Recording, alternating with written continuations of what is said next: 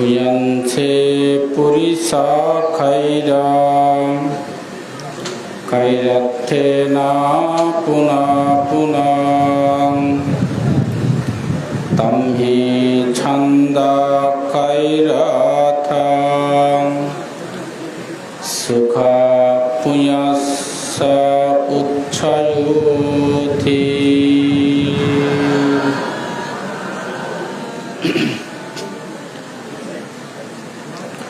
মহাকারণিক তথাগত সম্যক সম্বুদ্ধের চরণতলে শ্রদ্ধা বন্দনা জানাচ্ছি। আজকের প্রয়াত প্রতিভা রানী বড়ুয়ার অন্ত্যেষ্টিক্রিয়া অনুষ্ঠানের সম্মানিত সভাপতি, পরম শ্রদ্ধেয় আজকের অনুষ্ঠানের বড় ভান্তের চরণতলে শ্রদ্ধা বন্দনা জানাচ্ছি। আজকের অনুষ্ঠানের মধ্যে উপস্থিত আছেন পরম শ্রদ্ধেয় বাংলাদেশ বৌদ্ধ কৃষ্টি প্রচার সংঘ বোয়ালখালী শাখার সম্মানিত সভাপতি, পরম শ্রদ্ধেয় বিভূষী মহাতের মহোদয়। আজকের অনুষ্ঠানের মধ্যে উপস্থিত আছেন পরম শ্রদ্ধেয় বিদর্শন সাধক, বিদর্শন গুরু, পরম শ্রদ্ধেয় আর্যশ্রী মহাতের মহোদয়।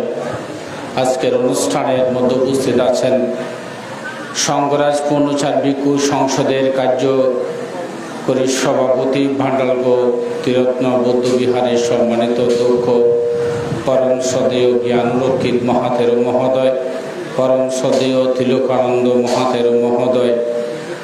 অনুত্তর পূর্ণক্ষেত্র ভিক্ষু সংঘ সঙ্গের চরণতলে বিনম্র চিত্তে শ্রদ্ধা এবং বন্দনা জানাচ্ছি এবং আশীর্বাদ করে যারা এখানে উপস্থিত হয়েছেন সবাইকে পুণ্যদান, আপনাদের নিরূপ দীর্ঘ জীবন কামনা করি। যে উপাসিকা মারা গেছেন সেই উপাসিকা পরিপূর্ণ বয়সে দেহত্যাগ করেছেন। এই বিষয় নিয়ে কোনো দুঃখ পাওয়ার কোনো কি নাই, কোনো আমাদের অবকাশ নাই। তার কারণ হচ্ছে এরকম অবস্থায় আমি, আপনি, আপনারা অর্থাৎ মরতে পারবো কিনা সন্দেহ আছে। উনি অনেক যথেষ্ট পরিমাণ বয়স পেয়েছে। আমি মনে করি এই উপাসিকা অত্যন্ত পুণ্যবান।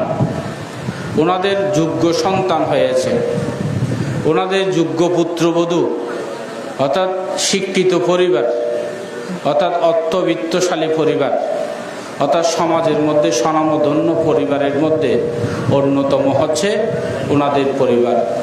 তাহলেই আমি মনে করি উনি একজন খুব পুণ্যবান এবং ধার্মিক উপাসিকা ছিলেন আমার জানা মতে।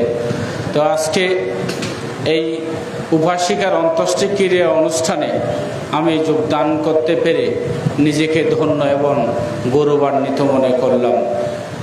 ওনাকে পুণ্যদান করে উনি যাহাতে আমাদের পুণ্যফল লাভ করে, যাহাতে শান্তি, যেখানে গিয়ে আমাদের পুণ্যফল লাভ করেন সেখানে যাহাতে আমাদের পুণ্যফল এই উপাসিকা লাভ করুক, এই পুণ্যের কাছে প্রার্থনা করি।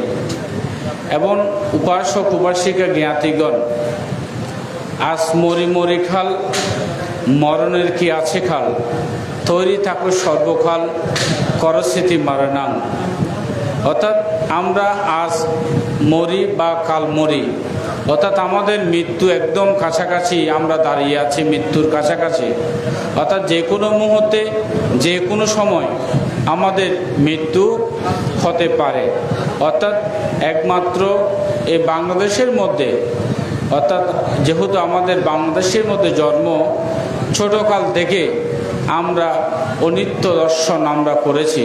অর্থাৎ একটা মৃত মানুষ মরলে আমরা সদ্ধর্ম আলোচনা এবং সদ্ধর্ম দর্শন আমরা প্রদান করে থাকি। তার কারণ হচ্ছে এই উপাসিকা আমাদের মধ্যে মানুষ ছিল।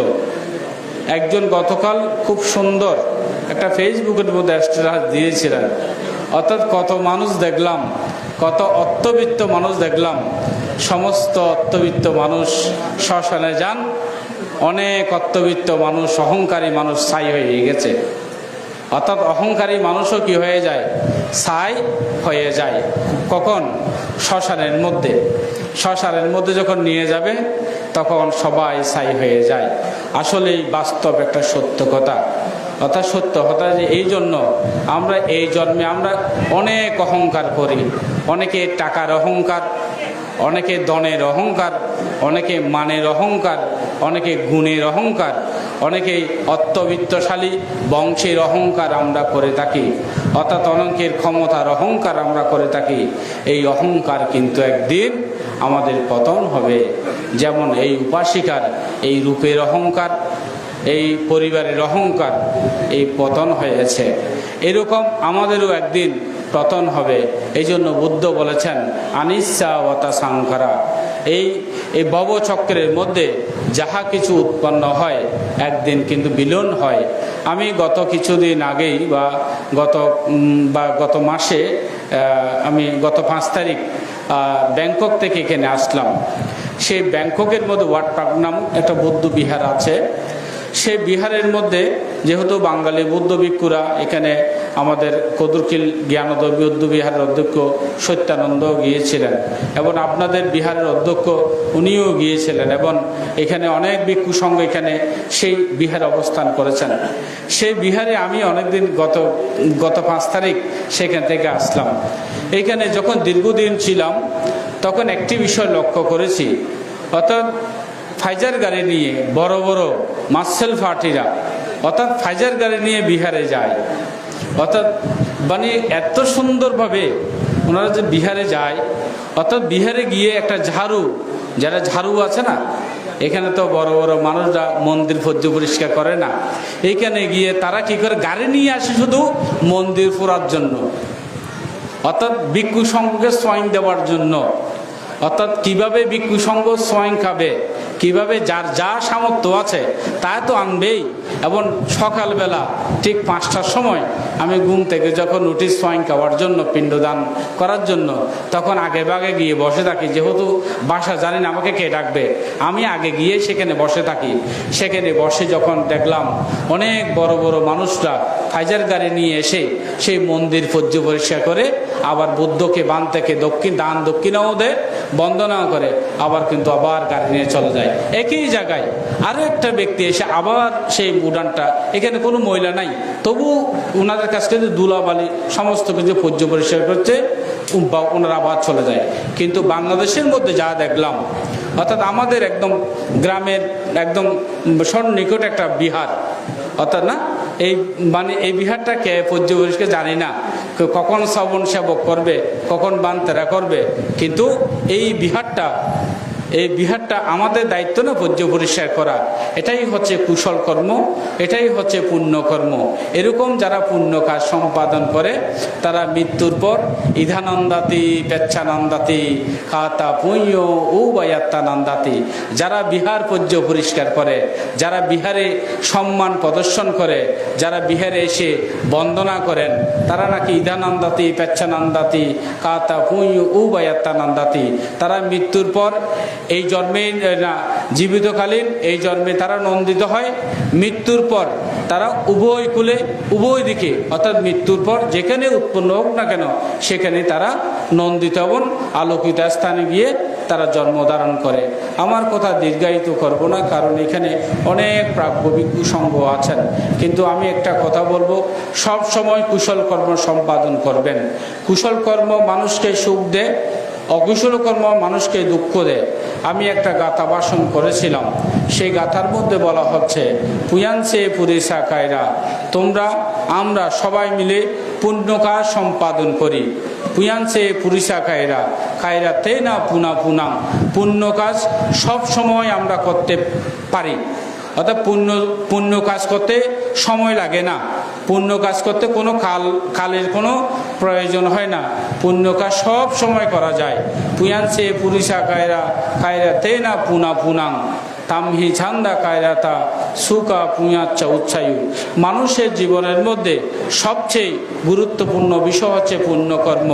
আমাদের জীবনের মধ্যে সবচেয়ে সুখ প্রদান করাবে একমাত্র আমাদের পুণ্যকর্মই আমাদেরকে সুখ প্রদান করাবে। কারণ এই পুণ্য কাজ যারা করবেন মৃত্যুর পর আপনার দেবলোকে দেবসুখ, ব্রহ্মলোকে ব্রহ্মসুখ, পরিশেষে নির্বাণ সুখ লাভ করতে সক্ষম হবেন। এই উপাসিকা যিনি মারা গেছেন উনি অত্যন্ত আমার ব্যক্তিগতভাবে ওনাকে আমি চিনি, ওনার বাড়িতে আমি গিয়েছি, ফাং খেয়েছি। আমার সম্পর্কে উনি গভীর আত্মীয়, মানে এমন আত্মীয়, আমার একটা মাসিও ওনাদের বাড়িতে আছেন। তো সেই সুবাদে আমি ওনাদের পরম জ্ঞাতি হিসেবে আমি ওনাকে ব্যক্তিগতভাবে চিনি। উনি অত্যন্ত পুণ্যবান এবং ধার্মিক একটা উপাসিকা ছিলেন। এবং আমাদের বড়বান্তে যিনি আছেন, এই বিহারে যিনি প্রয়াত বড়বান্তে, এই বড়বান্তের সেবা করেছেন, সেবা দান করেছেন। সেই সুবাদে উনি অত্যন্ত পুণ্যদান। ওনার মৃত্যুর পর আমি কামনা করি উনি উদ্যোগতি হোক, এই প্রত্যাশা কামনা করে আমি কদুরকিল মার্জেন বিহারের পক্ষ থেকে ওনাকে পুণ্যদান জানাচ্ছি। ওনার স্বর্গবাসী হোক এই প্রত্যাশা কামনা করে আমার সংক্ষিপ্ত পুণ্যদান এখানে উপসংহার করলাম। জগতের সকল প্রাণী সুখী হোক।